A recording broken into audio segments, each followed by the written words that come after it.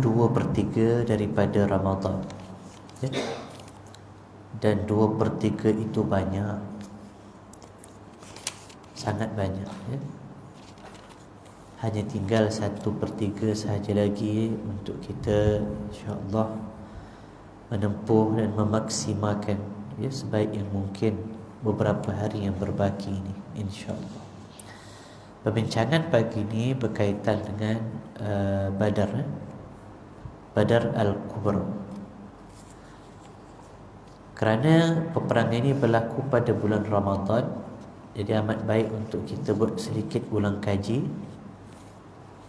Cumanya bila sebut tentang peperangan Badar, kita boleh jadi maknanya dah dengar dan dah biasa dengar. Jadi apa yang kita cuba nak bawa pagi ni ialah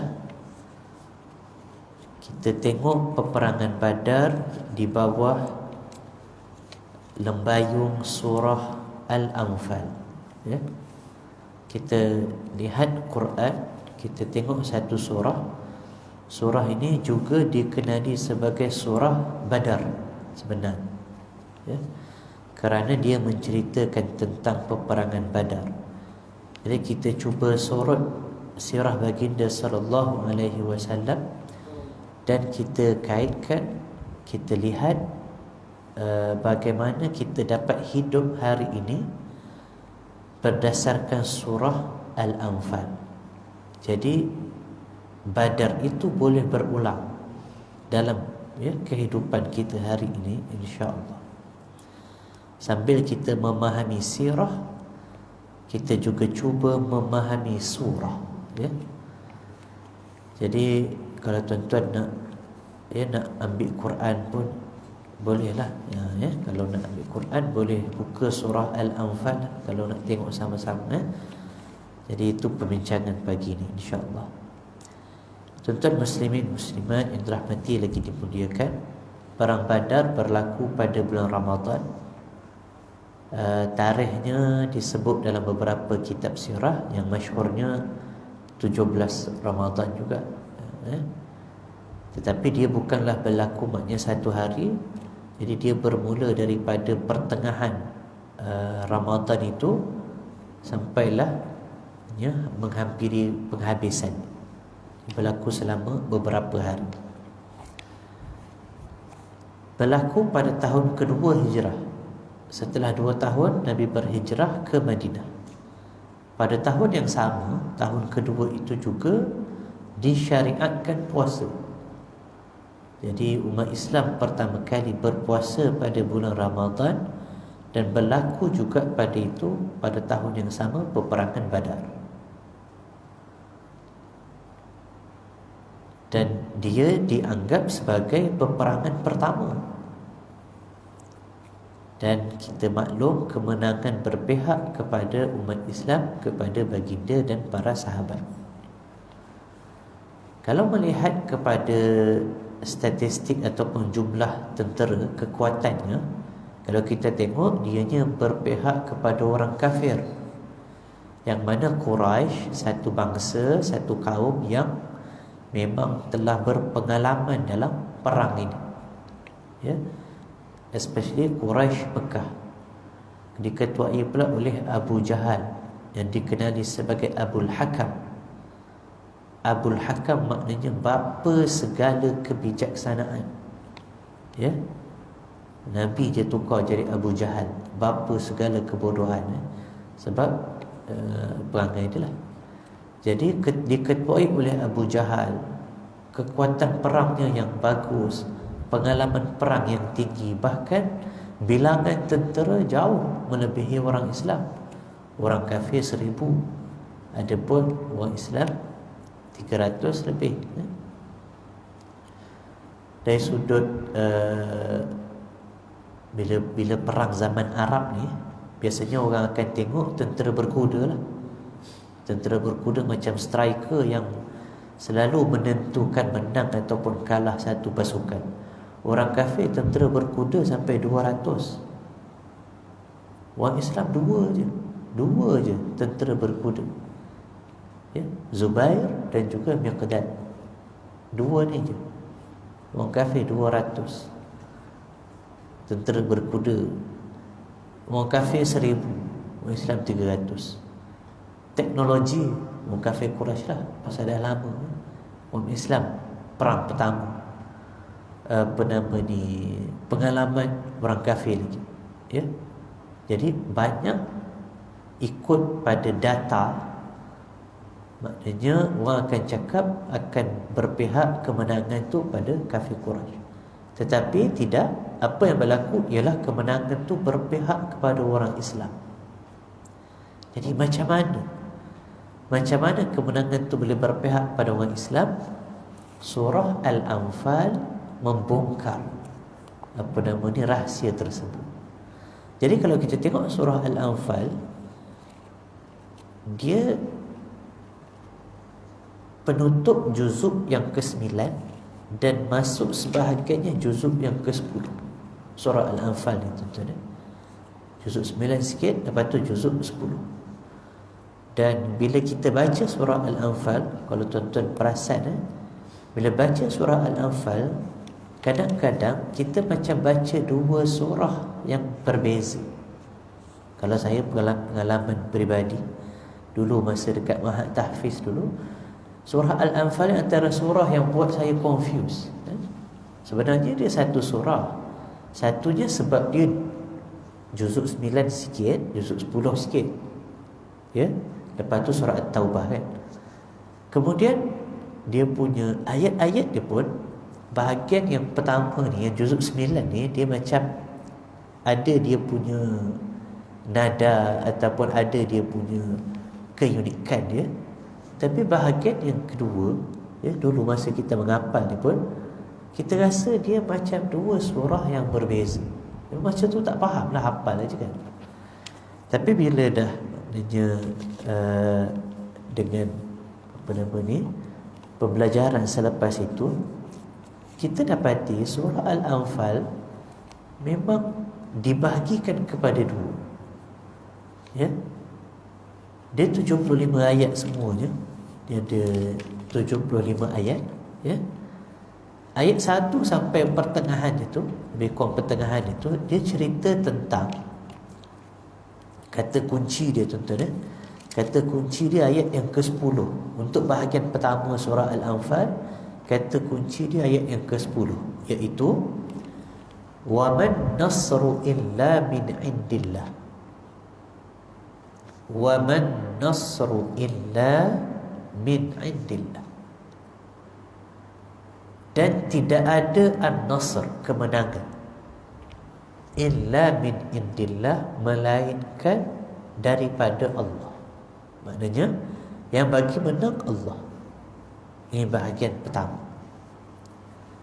Kata kunci di ayat ke-10, wa man nasru illa min indillah. Yang bagi menang tu Allah. Tidak ada kemenangan melainkan daripada Allah. Nampak tak ada menang melainkan Allah bagi. Baik. Adapun bahagian yang kedua daripada surah Al-Anfal, kata kuncinya diambil pada ayat yang ke-60. Ayat yang ke-60. Ayat ini berbunyi, wa a'iddu lahum mastata'tum min quwwah wa min ribatil khayl. Dan bersiap sedialah, wa a'iddu, dan bersiap sedia, bersiap siagalah kamu dalam menghadapi musuh, mastata'tum, sedaya upaya kamu, min quwwah, daripada segala bentuk kekuatan.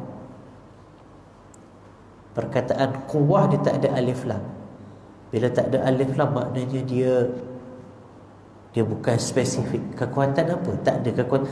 Semua bentuk kekuatan perlu kita bersedia, dan bersedia itu bukan sikit-sikit.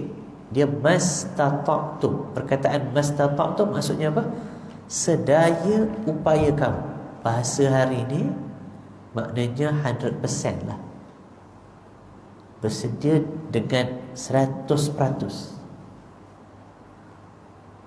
So dekat situ kita boleh timbang macam mana surah ni bagi tahu. Pertama, yang bagi menang tu Allah. Maksudnya apa? Perlu ada iman, perlu ada yakin, perlu banyak doa, perlu kembali pada Allah. Tu pertama.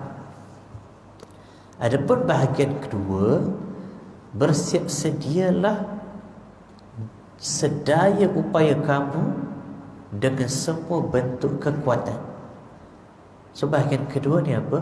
Kena buat perancangan, kena ada strategi, kena buat sungguh-sungguh, kena prepare, kena bincang, kena bagi semangat, kena tengok, kena baca.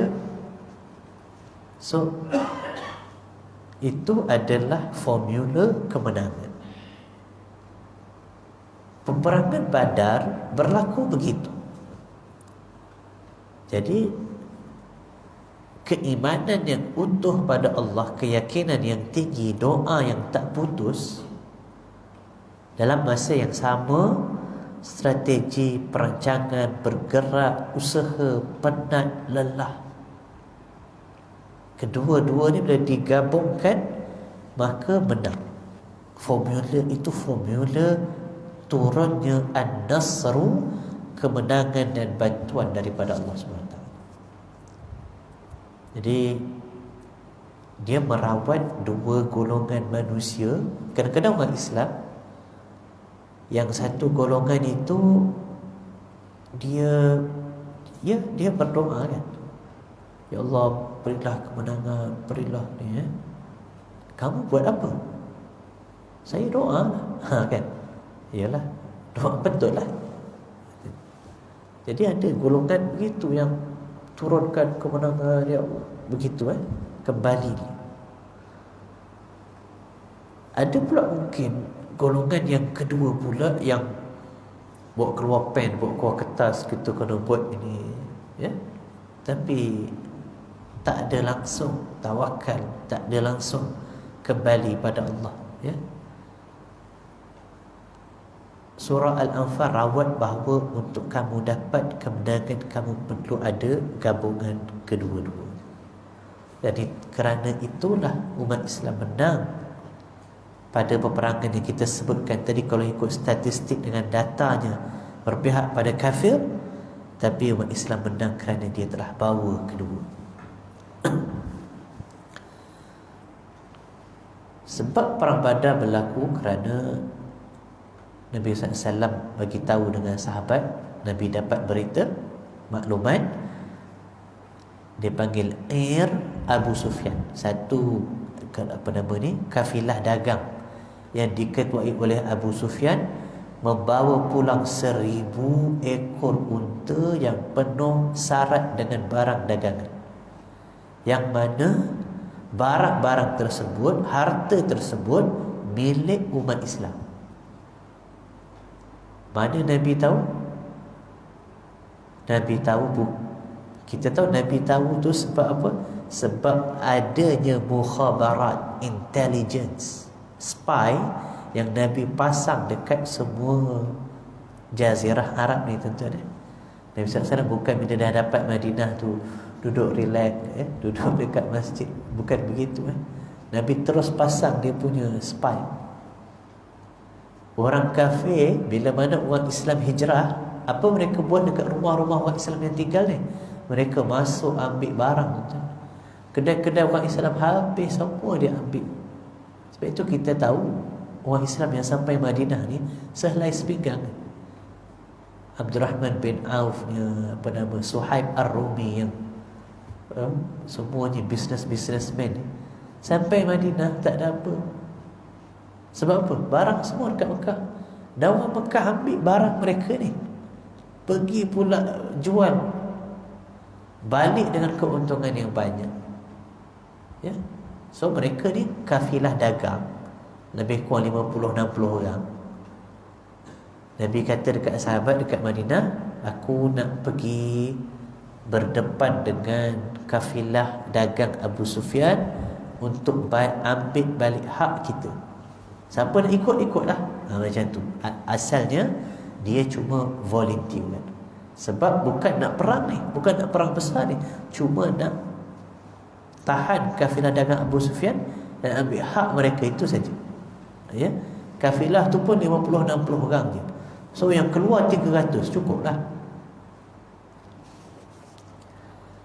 Jadi bila mana Nabi SAW nak keluar tu, apa yang berlaku ialah Abu Sufyan dapat maklumat bahawa Muhammad dan tenteranya menuju pada mereka nak rompak barang mereka. Itu yang dia sebutlah. Lalu Abu Sufyan pun cepat-cepat ubah haluan. Dia ubah haluan dia dan dia hantar seorang utusan untuk bagi tahu Quraisy berikan bantuan ketenteraan. Lalu yang dihantar ini dalam kitab sirah nama dia Damdam, ya, nama dia begitu, nama dia Damdam. Dan cara dia bagi maklumat tu lain macam. Dia pecut kuda dia, kenderaan dia tu daripada situ mungkin lebih kurang 400 km dia pecut. Sebelum dia masuk Mekah, dia cederakan dia punya kenderaan, dia ambil darah tu, dia lumur dekat badan dia.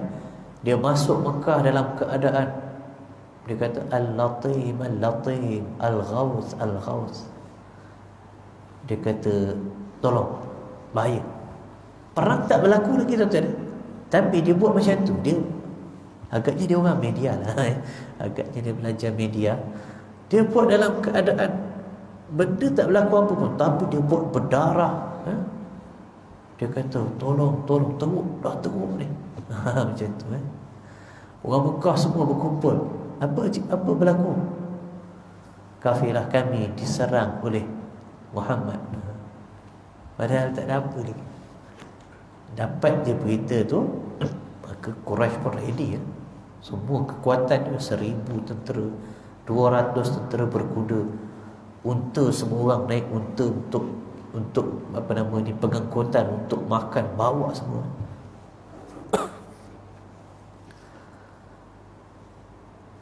Kemudian keluarlah Quraisy. Quraisy bila keluar, satu jazirah Arab tahu. Dia orang kalau keluar nyala api, pukul gendang. Ya, media jugalah nak bagi tahu Quraisy keluar nak perang. Lalu tuan-tuan bayangkan Nabi dengan sahabatnya 300 tadi, yang asalnya serang 50 orang, kafilah dagang yang tak ada senjata ni, tiba-tiba kena berdepan dengan satu bala tentera yang paling kuat di tanah Arab. Yang mana mereka pun bersedia untuk maknanya berdepan dengan kafilah dagang. Jadi keadaan tu buatkan sahabat risaulah tuan-tuan. Ini peperangan first, nak lawan dengan Quraisy. Lalu sebahagian mereka dah goyang. Ya, bahkan Allah gambarkan, ya, yujadilunaka fil haqqi ba'dama tabayyana ka'annama yusaquna ilal mauti wa hum yanzurun. Mereka berbantah. Tak imagine, sahabat berbantah, tak nak perang, tak nak, bahaya kalau perang. Mereka berbantah kepada engkau pada al-haq, sesuatu yang telah ditetapkan selepas jelas bagi mereka keterangan ka'annama yusaquna ilal maut, seolah-olah mereka ni diseret ke arah kematian. Allah gambarkan kan, sahabat ni manusia kan, dia orang punya perasaan takut nak berdepan dengan tentera Quraisy. Dan memang patutlah, ini tentera yang paling kuat. Lalu Nabi SAW pun kata dekat sahabat dia, ashiru alayya ayyuhan nas, wahai manusia, berikan pandangan kamu. Allahu Akbar. Ini satu maknanya contoh bukti betapa penghormatan baginda terhadap pandangan orang lain, ya. Sedangkan dia Rasulullah, dia boleh sebut wahai manusia, bagi aku pandangan. Macam mana sekarang? Asalnya nak serang 50 kafilah dagang dah lari. Sekarang nak berdepan dengan 1000 pula. Nabi minta pandangan. Of course orang pertama jawab Abu Bakar. Abu Bakar kata, imdi ya Rasulullah, kita lawan je lah. Lalu Nabi berkata, okey, baguslah, okey, terima kasih. Lalu Nabi ulang lagi sekali. Nabi sebut, ashiru alayya ayyuhan nas, wahai, ya, apa nama ni, para sahabat, bagi aku pandangan lagi. Pelik lah biasanya kalau seorang dah jawab, orang lain senyap, itu maksudnya setuju. Walaupun Abu Bakar dah jawab, Nabi sebut lagi, bagi aku pandangan. Lalu Umar pula jawab, Rasulullah lawan. Nabi pun terima kasih dekat Umar. Lalu Nabi kata, ashiru alayya ayuhan nas, bagi aku pandangan. Orang macam pelik, kenapa Nabi duk tanya lagi, orang dah setuju dah. Lalu bangun Miqdad yang bawa kuda ni. Nabi kata, Rasulullah, kita lawan. Kalau kau suruh apa nama ni kami melepasi lautan sekalipun, kami redah. Kami akan berkata, kami tak akan jadi macam Bani Israel berkata kepada Musa, pergilah engkau dengan Tuhan kau berperang, kami duduk di sini. Tak, kami akan cakap, pergilah engkau dengan Tuhan kau berperang, kami akan turut berperang bersama engkau. Orang pun dah mula semangat lah masa tu kan. Ada sahabat kata, kalaulah aku cakap kata-kata Miqdad, semua orang. Lalu Nabi pun terima kasih dekat Miqdad. Dia cakap, ashiru alayya, bagi aku pandangan kamu. Pelik ni, Nabi ulang 2-3 kali. Sebabnya tuan-tuan, Abu Bakar orang Mekah, Omar orang Mekah, Miqdad pun orang Mekah. Sebenarnya Nabi nak pandangan orang Ansar Madinah yang ada dalam tu juga. Sebab kalau dalam perjanjian Nabi dengan orang Madinah hanya perlu jaga Nabi dalam Madinah. Sekarang dekat luar. Subhanallah.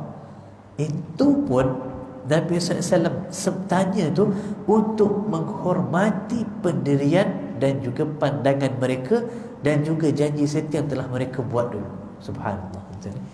Dia punya respect, ya, orang ni, pandangan manusia ni. Lalu seorang apa nama ni, Ansar, ketuanya nama Sa'ad bin Mu'az, dia faham.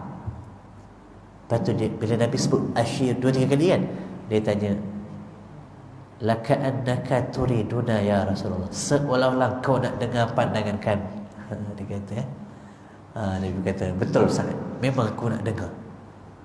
Lalu Sa'ad pun jawab, Sa'ad jawab dengan macam tadi, wahai Rasulullah, kalau kau suruh kami bergerak sampai ke Barakil Ghimad, nak sampai ke satu tempat tu kena tempuh ratusan kabilah Arab perang, pun kami ikut. Wahai Rasulullah, kau nak perang dengan siapa pun peranglah, kami tetap perang. Kau nak berdamai dengan siapa pun berdamai, kami berdamai. Ambillah daripada harta kami apa yang kau nak, dan yang kau tak nak tu biar dekat kami. Apa yang kau ambil lebih kami suka daripada apa yang kau tak ambil. Ya. Lepas tu Sa'ad bin Mu'az kata, teruskan wahai Rasulullah, engkau akan dapati pada kami orang Ansar ni orang yang sabar dalam perang, sabrun indal liqa, dia kata. Dan engkau akan nampak daripada kami orang Ansar perkara yang akan menyejukkan mata. Allahu Akbar. Kita pun kadang tertanya, tuan-tuan, ada tak pada kita ni perkara yang kalau Nabi tengok sejuk mata dia? Macam tu. Kata Sa'ad bin Mu'az, kau akan dapati di kalangan kami ni perkara-perkara menyejukkan mata. Lalu Nabi pun semangatlah dengar macam tu. Nabi kata, Allahu Akbar, aku telah diberikan sama ada dua, sama ada kemenangan ataupun syahadah. Semua semangat bergerak.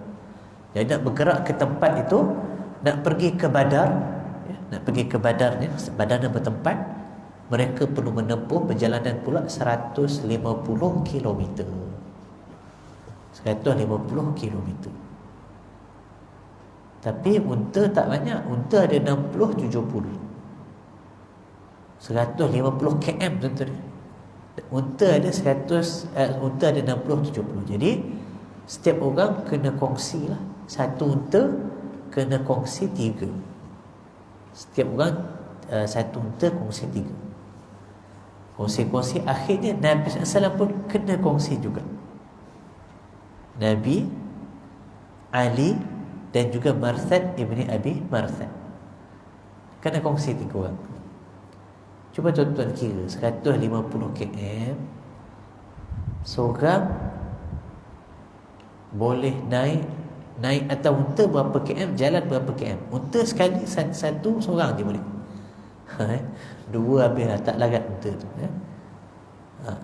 3 orang, satu unta kongsi, jarak 150 km. Cuba buat matematik ni tuan-tuan. Maknanya seorang dapat naik atas unta 50 km. Betul lah, seorang 50 km, 100 km berjalan. Ya Allah, betul ke tuan-tuan? Nanti tuan-tuan kira lah. Saya main belasah je. Seorang 50 km atas unta, 100 km berjalan. Begini. Lalu Ali berapa umurnya? Awal 20-an, 22. Marthad ibn Abi Marthad 21, muda lagi. Berapa umur Nabi tuan-tuan masa perang Badar, perang pertama ni? 55 tahun. Allah. 55 baru perang pertama. Lalu Ali dengan Marthad, Ali kata, Marthad, kita ni orang muda kan, 20-an. Itu ya, dah nak pencen kan, 55 dah. Lalu Ali kata, macam ni lah, kita dua jalan lah bagi Nabi naik. Marthad pun setuju tuan-tuan. Dia nak bagi Nabi naik 150 km. Dia berjalan 150. Jalan tuan-tuan. Kita jogging 1 km je lah. Allah Akbar. Jadi Marthad pun setuju. Kedua-duanya jumpa dengan Nabi SAW. Wahai Rasulullah, kami dua dah setuju, Tuan naik unta, kami jalan. Tuan-tuan, merah padam muka Nabi ni, marah. Lalu Nabi sebut, ma antuma bi aqdar 'alal masyi minni. Jangan kamu sangka kamu berdua lebih kuat berjalan daripada aku. Yang 55 cakap. Jangan kamu sangka kamu berdua lebih kuat berjalan daripada aku. Wa ma ana bi aghna 'anis thawabi minkum. Dan jangan kamu berdua harap nak ambil pahala berjalan aku. Allah. Nabi pun tamak pahala. Seolah-olah kedua-dua tu nak ambil pahala dia berjalan. Kita kadang sembahyang sunat kira tuan-tuan. Ramadan pun kira kadang nak buat ibadah. Nabi SAW tak ada. Sama. Dia pun nak pahala berjalan. Ini yang berlaku. Sebab itu turun kemenangan. Berlaku perancangan, berlaku usaha, berlaku strategi, berlaku mesyuarat, berlaku penat lelah. Dengan doa dan kembali pada Allah, maka berlaku kemenangan. Sampai dekat Badar, umat Islam sampai dulu. Orang Islam sampai dululah. Mereka 160 km. Orang kafir Quraisy 400 km. Ya. Bila mereka sampai dulu, bayangkan tuan-tuan kelatihan tu, Nabi pun kata, okey, settle down, rehat. Tuan-tuan bayangkan orang berjalan 100 km ya. Duduk, baru nak settle down adalah seorang private ni, pangkat paling rendah tu, nama dia Habab ibn Munzir, nama dia. Orang baru nak settle down, dia slow jumpa dengan Nabi. Dia kata, wahai Rasulullah, adakah tempat ini tempat yang Allah perintahkan untuk kau settle down dekat sini, ataupun Engkau melihat ini tempat yang strategik. Ini tempat ini wahyu ke atau pandangan Tuhan? Nampak dengan adab Sebab kalau benda ni wahyu, so aku senyap lah. Tapi kalau ni strategi, aku ada pandangan yang lebih baik, kata Habab. Nabi kata bal huwa ar-ra'y wal harb wal makidah. Tempat ini aku lihat strategi. Lalu kata Habab, kalau macam tu tempat ni salah. Ni orang logistik pun dia pandai, dia terror tuan-tuan. Aku melihat kita ambil tempat yang paling depan. Sebab apa? Kawasan tu ada banyak perigi. So kita dapat air yang banyak dekat kawasan ni. Kalau nanti orang kafir Quraisy sampai, mereka tak ada bekalan. Nabi kata betul lah. Laqad asyarta birra'yi, kau telah bagi satu idea yang bernas. Nabi pun cakap, okey, semoga bangun balik. Ya Allah tuan-tuan, kalau tak ada taat, habis lah. Kalau kita lah apalah duduk sini je lah, dah jalan 100 km, duduk sini je lah, biarlah dia orang dapat air. Tapi taat, bangun semua tuan-tuan, pergi bergerak ke hadapan untuk conquer bahagian yang banyak air. Semua tu berlaku tuan-tuan. Maknanya bukan sekadar doa semata-mata lalu menang peperangan Badar, tapi semua tu berlaku. Masa berbaris pun Nabi buat perancangan. Bila nak berbaris, nak berdepan dengan musuh, Nabi suruh berbaris secara memanjang. Dia orang tak ramai tuan-tuan, dia orang 313 berdepan dengan 1000. Kalau katalah berbaris memanjang ke belakang, dia nampak sikit. Jadi Nabi suruh baris macam gini. Jadi nampak lebih ramai. Dan Nabi juga ada strategi, yang kat depan, lepas tu yang kat belakang itu tentera pemanah. Nabi tukar. Biasanya orang Arab ni dia ada istilah dia, kalau perang dia panggil al-kar wal far. Bertemu dua ni, rempuh sekali, patah balik, macam itu. Rempuh lagi, patah balik, sampailah last sekali siapa menang. Dia panggil al-kar wal far. Ini adat perang Arab dulu. Gentleman lah maksudnya. Nabi ubah. Nabi yang suruh beratur kat depan, tentera di belakangnya, tentera pemanah tak nampak. Bila start perang, tentera pemanah ke depan. Nabi tukar dia punya ni strategi semua tu. Semua Nabi buat tuan-tuan. Masa berbaris tu pun Nabi cek. Masa berbaris Nabi cek barisan. Subhanallah. Nabi berjalan daripada hujung sampai hujung. Nabi berjalan.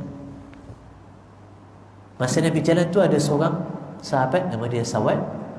Sawad ni dia perut dia ke depan sikit lah. Perut dia ke depan. Tengok perut sendiri pula. Perut dia ke depan. Jadi bila Nabi sampai dekat Sawad ni, Nabi kata, istawi ya Sawad. Sawad, lurus barisan. Sawad pun ke belakang sikit. Nabi jalan, patah balik. Ada lagi perut dia. Nabi kata, istawi ya Sawad. Nabi kata, Sawad, baris, lurus lah. Sawad pun ke belakang sikit. Nabi jalan lagi, patah lagi sekali, perut dia ada lagi tuan. Nabi masa tu dia general kan, dia ada kayu dia kan. Nabi pun cucuk perut dia dengan kayu. Nabi kata, istawi ya Sawad. Sawad, lurus. Kena cucuk perut sekali. Sawad pun kata, laqad auja'tani ya Rasulullah. Wahai Rasulullah, kau dah sakitkan aku. Allahu Akbar. Menjawab rebek. Nabi ni kan pangkatnya apa? Apa istilah tentera saya masa tu, general ke apa, yang paling atas ni. Dia sebut kan, kau telah sakitkan aku. Tuan-tuan, kalau kita di tempat Nabi ni, general ni, private ni jawab apa kena katnya? Kena lampang tuan-tuan. Dan tahu Nabi buat apa? Nabi angkat baju perang dia sampai terangkat baju Nabi. Nabi angkat baju perang itu sampai baju yang dipakai itu terangkat, nampak perut Nabi. Nabi kata balas balik lah. Iqtas ya Sawad, balas balik. Nabi suruh balas balik. Apa Sawad buat? Sawad terus peluk Nabi SAW.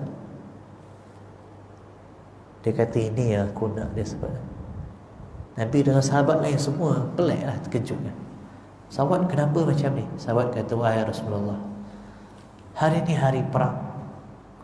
Aku tak tahu aku keluar daripadanya hidup ataupun mati.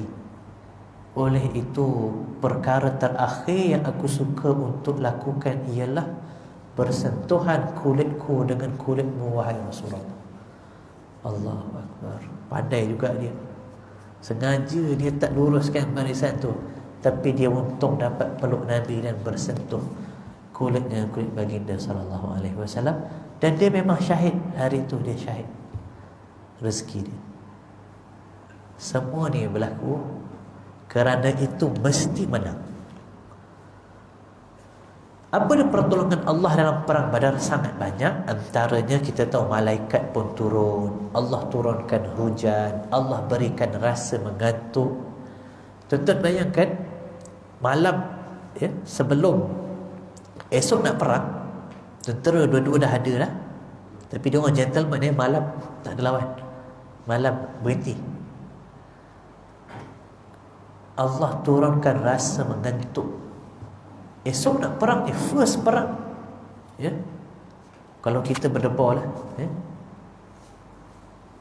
Anak nak ambil kisah pun kita berdebar, tak boleh tidur ya.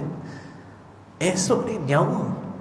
Allah berikan rasa mengantuk. Iz yughashikumun nu'as amanatan. Ketika diberikan kepada kamu rasa mengantuk sebagai satu rasa aman daripada Allah. Tuan-tuan bayang, malam tu sahabat-sahabat boleh tidur lena. Ada buat kata ghatib sampai berdengkur ni. Ada sahabat yang ditugaskan hirasah, yang jaga, kena jaga. Dia kata aku pun tak kira berapa kali dah pedang jatuh dekat tangan. Pasal apa? Pasal ngantuk sangat. Pedang jatuh, jaga balik, angkat balik pedang. Jatuh lagi, angkat balik. Jatuh lagi, angkat balik. Mengantuk. Lalu dia nak hilang mengantuk, dia berjalan. Dia pergi dekat kemah-kemah orang Islam. Dia kata semua tidur macam apa. Dia kata Allah pertolongan. Tapi sampai dekat kemah Nabi, Nabi tengah doa. Nabi sungguh-sungguh doa. So nampak tuan-tuan, dia punya balance antara buat apa yang tu dengan juga kembali pada Allah tadi. Kemudian pagi tu hujan turun renyai-renyai. Hujan tu menjadikan malam tadi tidur sedap. Bila hujan turun pagi, lagilah meningkatkan moral ya. Lepas tu menjadikan mereka punya, kita tahu padang pasir bila hujan turun dia jadi apa? Dia jadi kemas. Pasir tu jadi kemas tuan-tuan. Dekat tempat orang Islam, mereka dapat bersihkan diri, mereka dapat rasa segar, jalan pun kemas. Tapi dekat orang kafir sana bukan jauh pun, hujan yang sama tapi jadi lecak. Allah, baju basah. Oh ya tuan-tuan, baju basah ni tension tuan-tuan. Nak perang ni baju basah. Orang kafir dia punya moral terus down. Jadi pertolongan Allah datang begitu. Bila mereka berdepan, antara pertolongan Allah lagi ialah Allah menampakkan Allah SWT sebut